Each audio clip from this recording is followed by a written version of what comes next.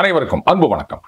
புரட்டாசி மாதம் முடிய போதுங்க. அடுத்தது ஐப்பசி. ஐப்பசினாலே அடமழைன்னு சொல்லுவாங்க. நம்ம ஊரில் அடமழைன்னா அது புயல் மழை தான். இந்த புயல் வரும்போது பாதுகாப்பான இடத்துல இருந்தோம் அப்படின்னு சொன்னால் தப்பிச்சோம். அதை விட்டுட்டு நாங்கள் யார் தெரியுமா, சுனாமிலேயே ஸ்விம்மிங் போடுறவங்க அப்படின்னு வெளில சுற்றிட்டு இருந்தோம்னா அந்த புயல் வந்து நம்மளை அப்படியே அடித்து ஓரமாக எங்கேயாவது குப்பையில் தள்ளிட்டு போயிடும். இல்லை சார், அரசியல் பேசாமல் இன்றைக்கி என்ன புயல் பற்றி பேசுகிறேன் அப்படின்னு கேட்குறீங்களா? அரசியல் புயல் தமிழ்நாட்டின் அந்த களத்தையே வந்து தலைகீழ புரட்டி போட்டிருக்குதுங்க. இந்த புயல் அடித்து ஓஞ்ச பிறகு பார்த்தீங்கன்னா ரோட்டில் ஏராளமான பெரிய பெரிய மரங்கள்லாம் சாஞ்சிருக்கும். தோப்புலலாம் கேட்கவே வேணாம். அந்த மாதிரி தான் இந்த ஒரு வாரத்துக்குள்ளே நடந்துட்டுருக்கு. கடந்த சனிக்கிழமை கொடூரமான சம்பவம். சின்ன குழந்தைங்க. ஆனால் அதற்கு பிறகு நடந்த அரசியல், அதுதான் சொன்னேன், இந்த களத்தையே தலைகீழா மாற்றி போட்டுடுச்சு அப்படின்னு. நான் சந்தித்த அந்த அரசியல் ஆர்வம் உள்ள சிலர், அதில் வந்து பாஜக ஆதரவாளர்களும் இருக்காங்க, பாஜக எதிர்ப்பாளர்களும் இருக்காங்க. ரெண்டு பேரும் வைத்த ஒரே கேள்வி என்னன்னா, பாஜக எதுக்காக இவ்வளோ முட்டு கொடுக்குறாங்க, சேவ் பண்ணணும்னு நினைக்கிறாங்க விஜயையும் தாவைக்காவையும் அப்படின்னு. எதிர்ப்பாளர்களை பொறுத்த வரைக்கும் இது வெறும் கேள்வியாக இருந்தது. ஆனால் பாஜக ஆதரவாளர்களை பொறுத்த வரைக்கும் கோபத்தின் வெளிப்பாடாக இருந்தது. எதுக்குங்க அவர் பாட்டுக்கு ஏதோ பிரச்சனை அப்படின்னா அவர் சந்திச்சுட்டு போறாரு, இவங்க ஏன் முன்னாடி போய் நிற்கணும் அப்படின்னு. இந்த சம்பவத்தெல்லாம் ஒரு தடவை அப்படியே ரீகலெக்ட் பண்ணுங்க. இந்த ஒரு கொடூரமான துயரமான சம்பவம் நடக்கின்றது. அதுக்கப்புறம் செய்திகள் வருகின்றன, இது மாதிரி விஜய் வந்து திருச்சி ஏர்போர்ட்டுக்கு வந்து அங்கிருந்து தனி விமானம் மூலம் சென்னை வந்து விட்டார் அப்படின்னு. அது இந்த சம்பவத்துக்கு பிறகு பார்த்தீங்கன்னா முதலமைச்சர் கூட ஒரு வீடியோ ரிலீஸ் பண்றாரு. எங்கேயுமே தாவேகாவையோ இல்லை விஜயையோ அவர்கள் குற்றம் சாட்டவில்லை. நல்லா கவனிக்கணும்.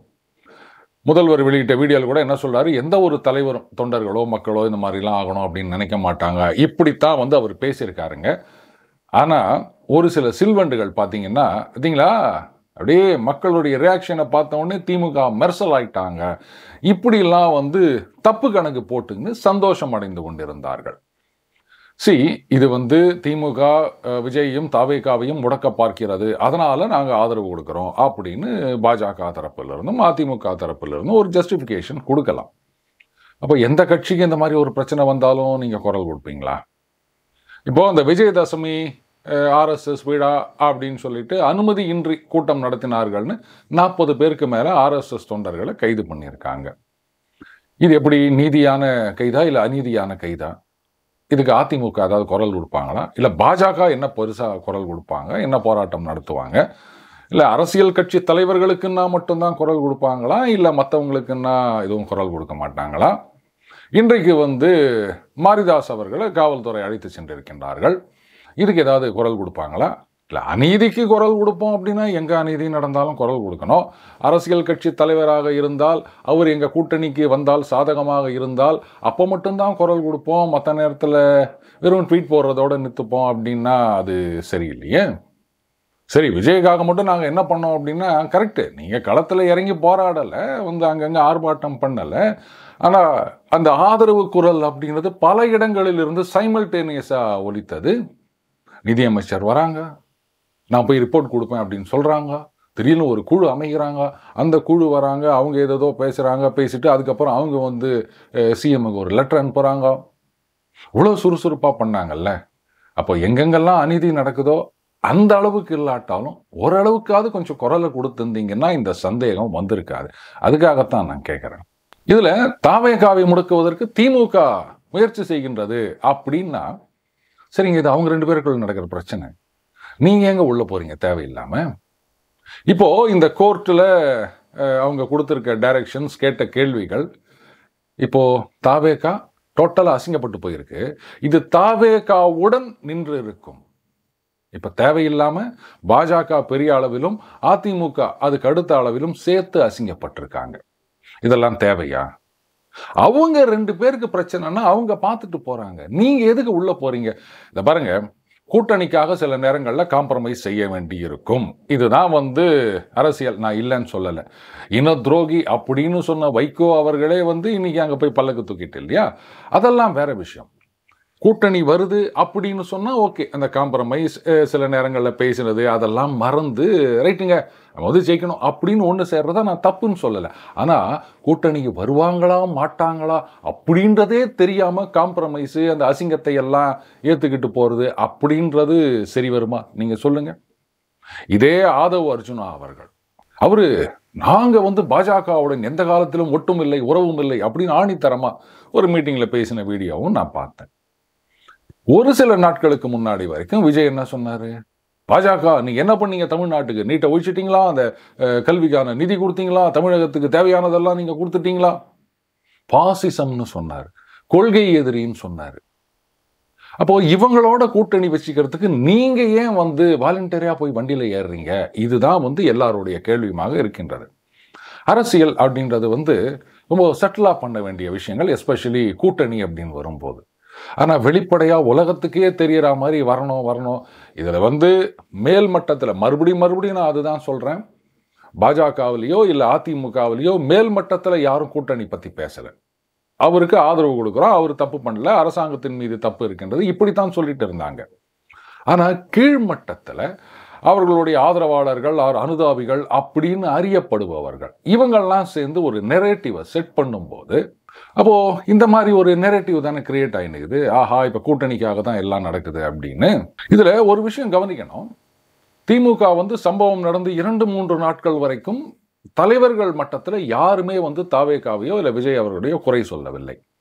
அண்டு சம்பவம் நடந்து அவர் சென்னைக்கு போயிட்டாரு தனி விமானத்தில். தாவேகால என்ன ரியாக்ட் பண்றதுன்னு தெரியாம இருந்தாங்க.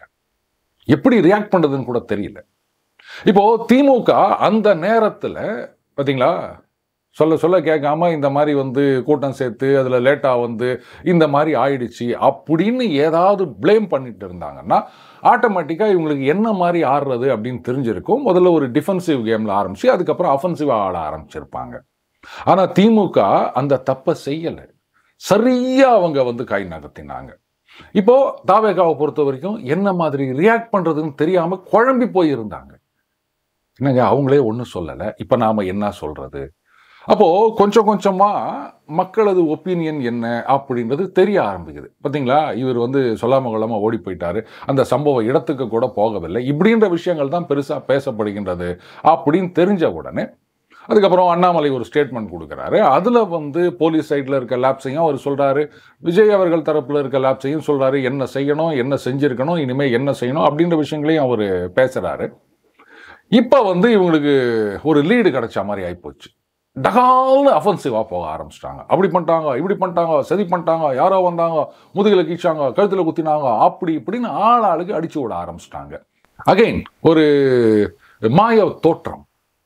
இந்த சோசியல் மீடியாவில் இவங்க ஆதரவாளர்கள் எல்லாம் இந்த மாதிரி விஷயங்களை நிறைய பேசின உடனே உலகமே அப்படி தான் நினைக்குது அப்படின்ற மாதிரி ஒரு தவறான எண்ணத்துக்கு போயிட்டாங்க தாவேகால.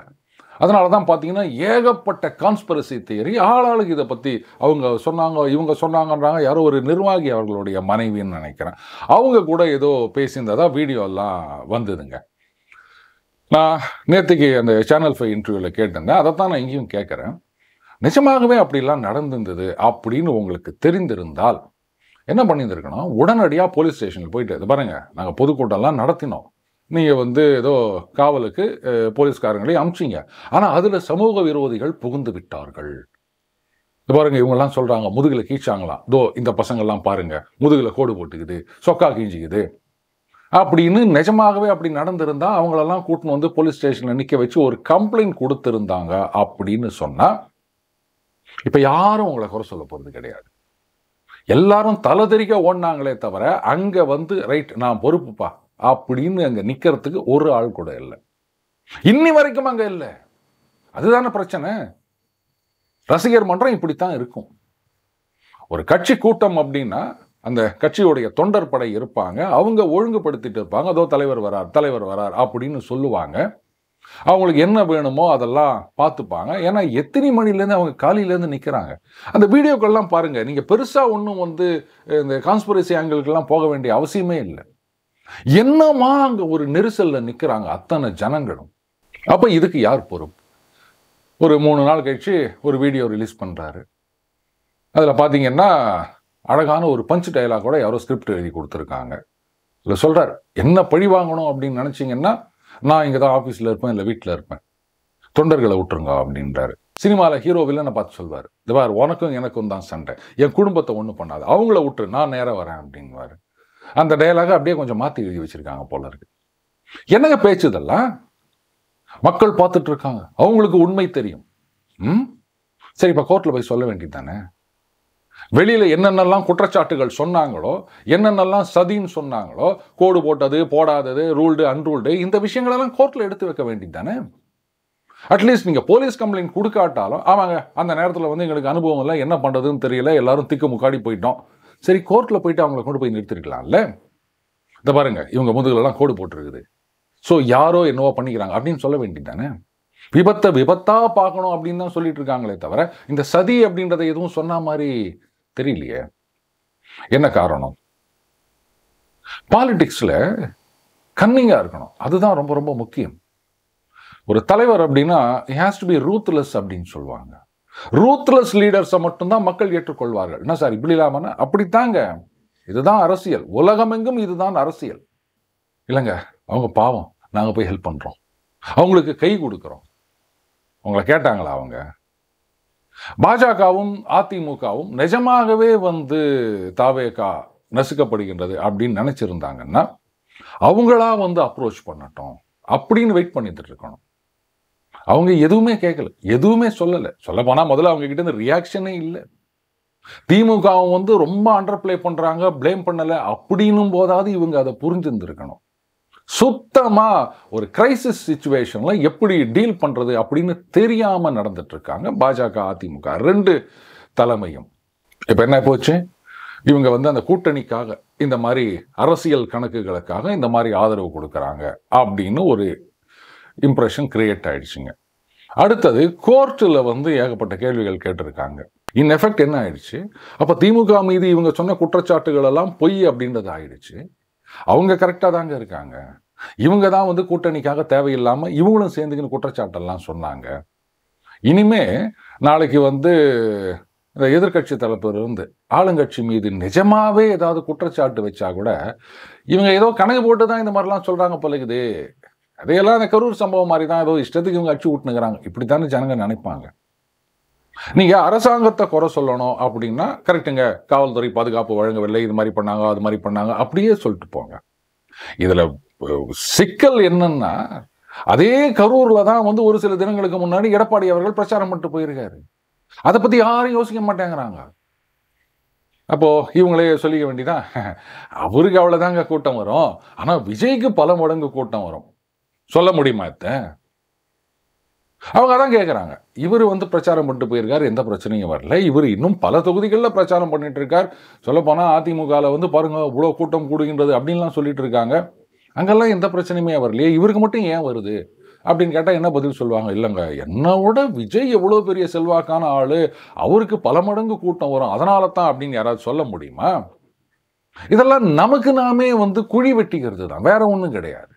அடுத்தது தேவையில்லாத இந்த அரசியல் ரூமர்கள், இதெல்லாம் இங்க இருக்கிற தலைமை, எஸ்பெஷலி பாஜக தலைமை, அது வந்து ரூமரா இல்ல உண்மையா அப்படின்ற விஷயமே இவங்களுக்கு தெரியலன்னு தான் நான் சொல்லுவேன். இவர் வந்து அமித்ஷாவுடன் பேசினார் அப்படின்னு சொல்றாங்க. இந்த பக்கத்துல இருந்து பாருங்க, அந்த மாதிரிலாம் ஒண்ணுமே கிடையாது, கூட்டணி பேச்சுவார்த்தை எதுவும் நடைபெறவில்லை அப்படின்னு இங்க இருக்க பாஜக தலைவரோ இல்ல அதிமுக தலைவரோ அவங்களால சொல்ல முடிஞ்சுதா? ஒன்னு யோசிச்சு பாத்தீங்களா? பாஜகவால எங்கெங்கெல்லாம் காங்கிரஸ் மாநிலத்தில் ஆட்சியில் இருக்கின்றதோ அங்கெல்லாம் ஈஸியாக தோக்கடிக்க முடியுது. பல வருடங்கள் ஆனாலும் அவங்கள அப்படியே பதவி பக்கம் வர விடாம தடுத்து வைக்க முடியுது. ஆனால் மாநில கட்சிகளை தோக்கடிக்கிறது அப்படின்றது ரொம்பவே கஷ்டமா இருக்குது பாஜகவுக்கு. என்ன காரணம்? அந்த ஹைகமாண்ட் கல்ச்சர். காங்கிரஸ்ல இருந்த அதே ஹைகமாண்ட் கல்ச்சர் தான் இப்ப பாஜக ஃபாலோ பண்ணிட்டு இருக்காங்க. மாநிலத்தில் இருக்கிற தலைவர்களுக்கு முழுமையான அதிகாரத்தை கொடுக்கறது இல்லை, எதுவா இருந்தாலும் டெல்லியை கேட்டுதான் முடிவெடுக்கணும் அப்படின்றது. இந்த லேக், இந்த சிஸ்டம் தான் காங்கிரஸை மாநிலங்கள்ல நாசமாக்கினது. அதே பாணியில தான் வந்து பாஜக போய் நிற்குது. ஸோ ஆஸ் லாங் அஸ் பாஜக வெர்சஸ் காங்கிரஸ் அப்படின்னும் போது ரெண்டு பக்கத்துலையும் லேக் இருக்கு.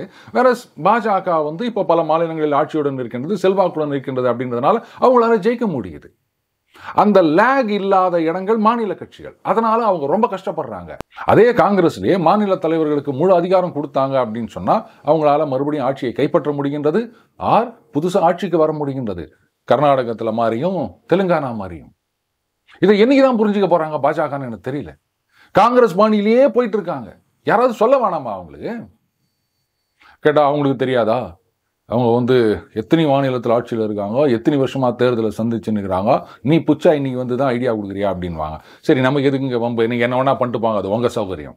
இப்போ அடுத்தது அவதூறு பரப்பினார்கள் அப்படின்னு நிறைய பேர் மேல நடவடிக்கை பாயும். மக்களுடைய ஆதரவு, அந்த சிம்பதி கிடைக்கும் அப்படின்லாம் நினைக்காதீங்க.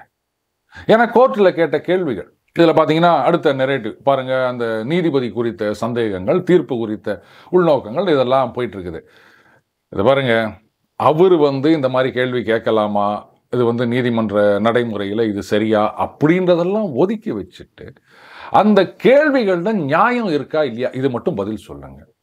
இந்த மாதிரி ஒரு சம்பவம் நடந்த உடனே ஒருத்தர் ஓடி போயிட்டாரு, 3 நாள் சத்தமே காணோம், அவங்க கட்சியில் இருக்க பல தலைவர்கள் காணாம போயிட்டாங்க, இதில் ஆன்டிசிபேட்டரி பெயில் அப்ளை பண்ணுறாங்க, அது கிடைக்கல அப்படின்னா இன்னும் தலைமறைவாக இருக்காங்க, அவங்கள பிடிக்கிறதுக்கு காவல்துறை தனிப்படை அமைத்து தேடினுக்கிறாங்க.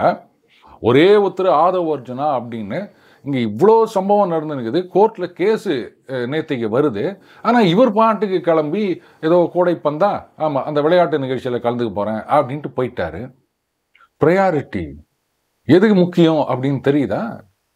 சரி, விஜய் அவர்கள் தான் போக முடியல, நீங்கள் போனால் ஏதாவது பிரச்சனை ஆகும் அப்படின்னு காவல்துறை பாதுகாப்பு வேணும் அப்படி இப்படிலாம் சொல்லிட்டு இருக்கீங்க.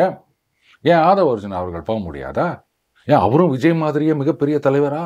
அவர் போனாலும் அப்படியே கூட்டம் மொய்க்குமா? ஏன் புஷி ஆனந்த் அவர்கள் போகிறது, நிர்மல்குமார் அவர்கள் போகிறது, எங்கே இருக்காங்கன்னே தெரியல, அப்புறம் தான் போகிறது அப்படின்றீங்களா நீங்கள்? இதில் என்ன பண்ணிட்டாங்க, அது பாருங்க, இவங்க அமைப்பாளர்கள் கிடையாதுங்க, மாவட்ட செயலாளர் அவர் தாங்க, அவர் ஏற்கனவே அரெஸ்ட் பண்ணிட்டாங்க, அதனால் இவங்களுக்கு பெயில் கொடுங்க. என்னங்க இது? இதில் வேற இன்னொரு செய்தி, இது மாதிரி ஏதோ லீகல் விங்கெல்லாம் அமைச்சிருக்காங்க, எங்கள் தொண்டர்களுக்கு பிரச்சனை அப்படின்னாலும் அவங்க களத்தில் இறங்குவாங்க. ஏங்க, அவர் அரெஸ்ட் பண்ணிக்கிறாங்கன்னொடனே அதை காமிச்சு எங்களுக்கு பெயில் கொடு அப்படின்னு கேட்டுனுக்கிறீங்க. இதில் இவங்க தான் தொண்டர்களுக்கு சட்ட உதவி செய்ய போகிறாங்களாம். நல்ல காமெடி பண்ணிட்டு இருக்காங்க. என்னுடைய கருத்து ஒன்று தான், இது நிஜமாகவே திமுக தாவேக்காவை நசுக்குகிறது அப்படின்னு நினச்சாங்கன்னா ரைட்டு, நசுக்கினா நசுக்கிட்டு போட்டோம், அவங்களுக்கு உதவி வேணும்னா அவங்க கேட்கணுங்க. நாம ஏன் போய் அவங்க மேலே உதவி பண்ணுறோம் அப்படின்னு போராண்டணும். இத்தோட நின்றுருக்கணும் பாஜகவும் அதிமுகவும். ஆனால் அதை விட்டுட்டு ஐயோ நாங்கள் உதவி பண்ணுறோம், நாங்கள் தான் உங்களுக்கு பாதுகாப்பு அப்படின்ற மாதிரி ஒரு இம்ப்ரெஷனை கிரியேட் பண்ணது தான் இவங்க பண்ண மிகப்பெரிய தப்பு. இப்போது தாவேக்கா இந்த பக்கம் வந்தாலும் சிக்கல், வராட்டா அசிங்கம், ரெண்டுத்திலையுமே நஷ்டம் பாஜக அதிமுக, ஒட்டுமொத்தத்தில் என்டிஏவுக்கு தான். இது ஏன் புரியல அப்படின்னு எனக்கு தெரியல. ஆர் மேபி அவங்க கிட்ட வேற ஏதோ திட்டம் இருக்கு அப்படின்னு சொன்னீங்கன்னா ஐ எம் சாரி, நான் வாய முடிக்கிறேன். ரைட், ஒரு சாரி சொல்ல வேண்டிய விஷயம், அந்த முடங்கியது அமெரிக்கா அந்த பதிவில் ஒரு சின்ன கன்ஃபியூஷன் நடந்துருச்சு நண்பர்களே. ஆக்சுவலாக அதில் ஏராளமான விஷயங்களை ரெக்கார்ட் பண்ணியிருந்தோம். அந்த ஃபுட்டேஜ் மட்டும் கிட்டத்தட்ட 2 மணி நேரம் வந்ததுங்க. இதுக்கு முன்னாடி எப்பப்பெல்லாம் அந்த ஷட் டவுன் நடந்தது, என்னென்ன காரணங்களுக்காக நடந்தது, அந்த டெட் சேலிங்கை ரைஸ் பண்ணுறதுல என்னென்னலாம் சிக்கல் வந்தது, என்னென்ன காரணங்களுக்காக அந்த பிரசிடென்ட்டுக்கும் காங்கிரஸுக்கும் பிரச்சனை வந்தது, அந்த ஸ்டேல்மேட் அப்படின்னு சொல்லுவாங்க, இதை பற்றிலாம் நிறைய விஷயங்கள் பேசியிருந்தோம். ஆனால் அது ஒட்டுமொத்தமாக கடைசி நேரத்தில் எடிட்டர் அது பண்ணும்போது, சார் இவ்வளோலாம் எங்கே சார் போடுறது, ஒரு வாரத்துக்கு போடலாம் போலக்குது அப்படின்னு சொல்லிட்டு அதை நிறைய கட் பண்ணணும் போது முன்ன பின்ன இடம் மாறி ஒரு பெரிய கன்ஃபியூஷனை இது கிரியேட் பண்ணி விட்டது. அதாவது இந்த ஷட் டவுன் அப்படின்றது அந்த அப்ராப்ரியேஷன் இது பாஸ் ஆகலை, அதுதான் காரணமே தவிர டெட் சீலிங் ரைஸ் பண்ணுறதுக்கு இதுக்கும் சம்மந்தம் இல்லை. ஆனால் அதை முன்னுக்கு பின் முரணாக வந்ததுனால இந்த மாதிரி ஒரு இம்ப்ரெஷன் வந்துருச்சு. இது நண்பர் ஒருவர் சுட்டி காமிச்சிருந்தாரு. முதல்ல எனக்கு புரியல, இல்லை நம்ம கரெக்டாக தானே பேசியிருக்கோம் அப்படின்னு. அதுக்கப்புறமா தான் இந்த அப்லோட் பண்ண வெர்ஷனை பார்க்கும்போது ஆஹா இப்படி ஒரு குழப்பம் நடந்திருக்கா அப்படின்னு நண்பர்கிட்டையும் சரி உங்கள் எல்லார்கிட்டையும் சரி நான் மன்னிப்பு கேட்டுக்கிறேன். அந்த சுட்டி காட்டின நண்பருக்கு நன்றி. அகைன் இந்த மாதிரி கன்ஃபியூஷன் வராமல் அதை பார்த்துக்கிறேன். ஆக்சுவலாக இது டாலர் ஏன் வேர்ல்டு கரன்சியாக இருக்குது, ப்ளஸ் அவங்களுடைய அந்த கடன், இதை பற்றி தான் மெயினாக பேசணும் அப்படின்னு ஆரம்பித்தது. ஆனால் இந்தியாவை பார்த்து டெட் எக்கானமி அப்படின்னு சொன்னார்ல, அந்த நாடு ஷட் டவுன் முடங்கி விட்டது அப்படின்னும் போது ஐ காட் கேரிட் அவே. அதை முதல்ல பேசணும் அப்படின்னு ஆரம்பித்தது தான் இந்த எல்லா குழப்பத்துக்கும் காரணமாகிவிட்டது. பட் நம்மளை பார்த்து நக்கல் அடித்த ஒரு நாடு, அதை திருப்பி அடிக்கிறதுக்கு எனக்கு ஒரு சான்ஸ் அப்படின்னு சொல்லும்போது இந்த கன்ஃபியூஷனையோ இல்லை இதுக்காக நான் சாரி கேட்க வேண்டியதையோ நான் பெருசாகவே நினைக்கிறேன் நண்பர்களே. அமெரிக்காவை திருப்பி அடிக்கணும் அப்படின்னா எத்தனை தடவை ஒன்றாலும் சாரி கேட்கறதுக்கு நான் ரெடி. மீண்டும் அடுத்த பதில் சந்திப்போம். வணக்கம்.